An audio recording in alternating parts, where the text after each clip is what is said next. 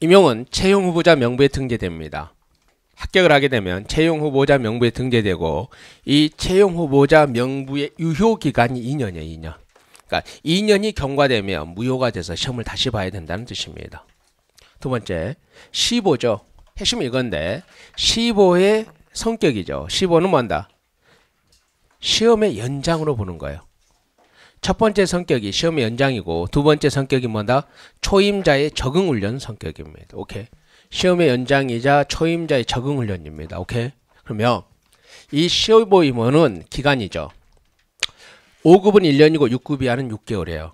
여기서 주의하셔야 될 게 뭐냐면 6급 이하이고 5급 이상이야 그냥 5급이야. 5급이에요. 그럼 4급, 3급, 2급, 1급 이렇게 뭐 한다. 개방형으로 들어온 사람들은 15 제도가 있어요? 없어요? 없어요. 15는 5급까지만 있습니다. 6급 이하가 6개월이고 5급은 1년입니다. 신분보장이 되지 않습니다. 15 공무원은 신분보장이 되지 않습니다. 뭐다? 불합격 처분이 가능합니다. 시험의 연장이기 때문에 불합격 처분이 되죠. 그 다음에 임용권자죠. 국가직 공무원은 5급 이상과 고위공무원단 소속 공무원은 대통령이고 6급 이하는 소속 장관입니다. 근데 되도록 이제 우리가 시험에 주로 고공단 소속 공무원을 누가 임용권자냐 얘를 가지고 출제하죠. 왜? 5급 이하는 대통령령으로 임한 게 있어요. 대통령이 소속 장관에게 임한 게 있기 때문에 잘 안 내고 고공단 소속 공무원의 임용권자가 누구냐 이렇게 주로 출제를 합니다. 6급 이하는 소속 장관이죠. 지방직 공무원은 뭐다?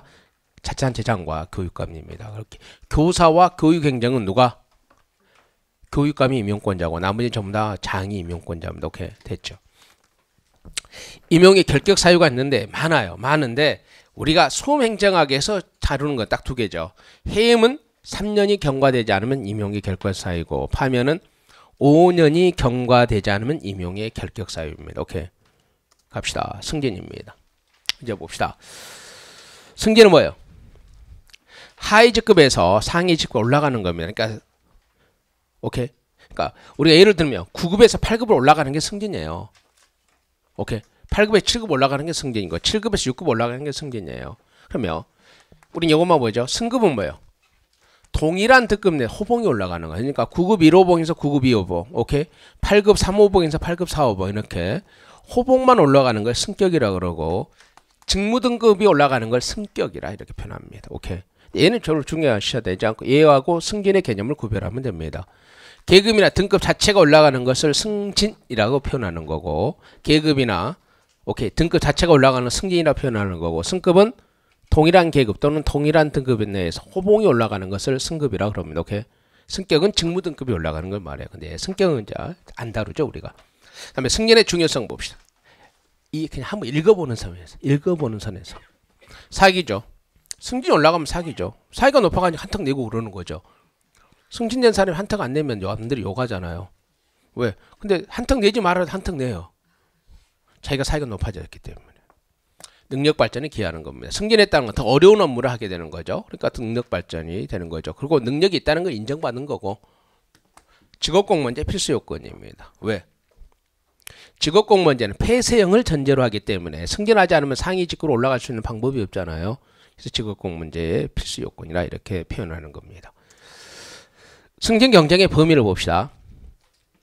승진에서 폐쇄주의, 개방주의가 나오는데 개방주의는 승진에서는 민간이 들어오는 것을 의미하지는 않아요. 민간이 들어온 것은 신규 임용이라 그러지 승진이라는 용어를 안 쓰죠. 그러면 승진에서 폐쇄주의는 동일 부처 내에서만 승진하는 거예요.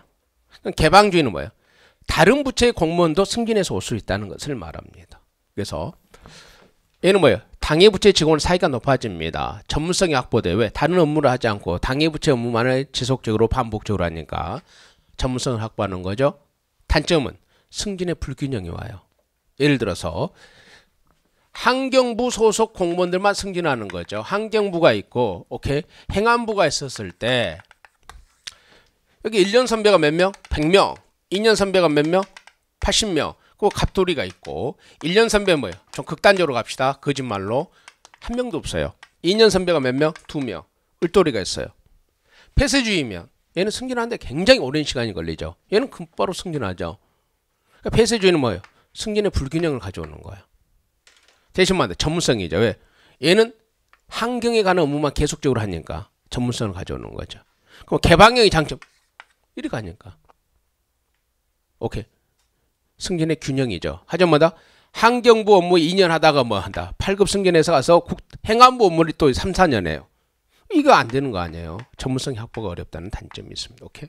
그래서 개방주의는 다른 부처 공무원까지 포함하는 거죠. 민간이 아니야. 승진은 민간이 들어온다는 걸 의미하지는 않습니다. 민간이 들어온 것은 신규 임용을 말합니다. 부처 간의 균형이죠. 인사침체도 배제합니다. 근데 단점은 뭐예요? 전문성이 제외되는 겁니다. 오케이. 한 가지 업무만 지속적으로 반복적으로 해는 분업을 통한 전문성이 없어지기 때문에 그럽니다. 됐죠? 그 다음 승진 적체 해소 제도를 봅니다. 대우 공무원제는 승진을 시켜주지 않고 상위 직급으로 대우해줘. 6급인데 5급으로 승진시켜주는 게 아니라 5급 대우를 해주는 거죠. 대우는 항상 보수입니다. 복수직급제죠. 승진해주는데 직책이 부여 안 돼요. 그러니까 4급이 과장을 한다 그러면 예컨대 상급으로 승진을 시켜줘요. 근데 과장을 계속하는 거죠. 그래서 4급 과장도 있고 3급 과장도 있는 거죠. 승진을 시켜줬는데 4급이 과장을 한다면 상급에 걸맞은 직책은 뭐예요? 국장인데 국장 자리가 빈 게 없으니까 승진을 시켜주되 과장을 계속하는 겁니다. 이런 게 복수직급제입니다. 그 다음 필수 실무가 아니죠. 승진을 포기합니다. 6급에서 계속 근무하기를 원합니다. 오케이. 그 말은 6급인데 5급의 대우를 받고 있는 공무원이 6급에 계속 정리하기를 원한다. 계속 근무하기를 원하면 그 말은 승진 포기서를 내면 필수 실무요원으로 지정해서 수당을 더 지급합니다. 통합정의입니다. 우리나라는 6급 9급이 통합정원제입니다. 오케이. 9급 몇 명, 8급 몇 명, 7급 몇 명, 6급 몇 명이 아니라 9급부터 6급까지는 몇 명이 있으면 된다. 이렇게 통합정원제를 사용하는 거고 근속승진제는 6급까지입니다. 일정 기간 근무하게 되면 당연히 뭔다 승진을 시켜주는 겁니다. 오케이. 이걸 근속승진제 이렇게 표현합니다. 우리나라 6급까지가 근속승진제입니다. 배치전 아니죠.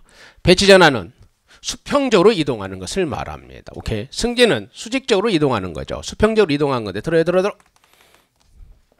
직위분리제는 뭐예요? 직렬의 범위 내에서만 인사이동이 돼요. 수평적으로. 계급제는 직렬을 벗어나서도 되죠.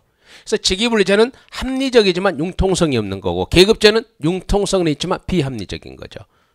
배치전환의 90%는 이렇게 출제를 해요. 직위분리제와 계급제로 스며들어서 출제를 한단 말이에요. 그러니까 우리가 이미 배우고 온 거죠. 그러면 봅시다. 가장 핵심 뭐예요? 그러면 직위분리제는 직렬 내에서만 이동이 되는데 직렬을 벗어났을 때는 어떻게 하냐는 거죠. 오케이. 봅시다. 전보는 아무 논점 없죠. 그야말로 보직 변경. 시험 안 보잖아요. 전직은 직렬을 변경하는 거예요. 직렬. 오케이. 직렬을 변경하는 거죠. 그러면 여러분 봐봐. 직급 수준은 동일하나 직렬을 변경한다. 여러분 뭘 착각하세요? 여기 행정직렬 직급이지. 여기가 세무직렬 직급이지. 그럼 뭐 직급이 아니잖아요. 직급이 달라지잖아요. 직급이란 말은 동일 직렬에서의 직급이라는 뜻이야. 오케이. 행정직렬의 이것이 세무직렬의 이것으로 바뀌는 거예요. 그러니까 뭐예요? 직급은 동일해요. 직급은 뭐예요? 책임도와 권한도 같다는 거죠. 이쪽 직급이 이쪽 직급으로 간다는 거예요. 그러니까 이 안에서 직무는 동일하죠. 이 안에서 직무는 동일하죠. 그래서 여러분 굉장히 이것을 국어 단어적으로 해석해가지고 꼭 질문하는 사람들이 있더라고.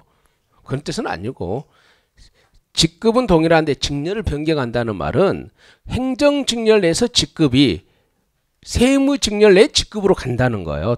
오케이? 그런 뜻이지. 아니 행정직렬하고 세무직렬하고 직무의 종류가 같을 수는 없잖아요. 이 문구문으로 보는 거예요. 이 직급이 뚝해서 이 직급으로 간다는 거죠. 오케이? 그래서 직렬을 바꾸기 때문에 시험을 봐야 돼요. 시험을 봐야 되는데 전직 시험에 3회 불합격에 가면 직권면직입니다. 이건 어디에 있을까? 직권면직 사유에 있습니다. 오케이? 두 개를 이제 연결해서 보는 겁니다. 전직 시험에 3회 불합격하면 직권면직 사유입니다. 오케이? 전입은 전출입을 줄여서 전입이라 그럽니다. 전출입을 줄여서 인사관할을 바꾸는 거죠. 입법부가 사법부로, 사법부가 입법부로. 이렇게 시험 봐요, 안 봐요? 당연히 보죠. 그러니까 직렬보다 큰 범위로 이동을 하게 되면 시험을 꼭 본다는 겁니다. 직렬보다 큰 범위로 이동을 하게 되면 시험을 봐야 됩니다. 오케이. 파견이죠. 잠시 어디 가는 거죠. 견임은 둘 상의 직위를 겸직한다는 겁니다. 겸임하더라도 중복보수는 지급하지 않습니다. 여기서 핵심은 전직의 개념입니다. 전직은 직렬을 변경하는 겁니다. 오케이. 시험 본다 안 본다? 본다. 이게 핵심이에요. 직렬을 변경하는 게 뭐냐? 그냥 앞에 몰라도 직렬을 변경하는 게 전제. 전제는 시험을 봐야 된다는 거. 오케이.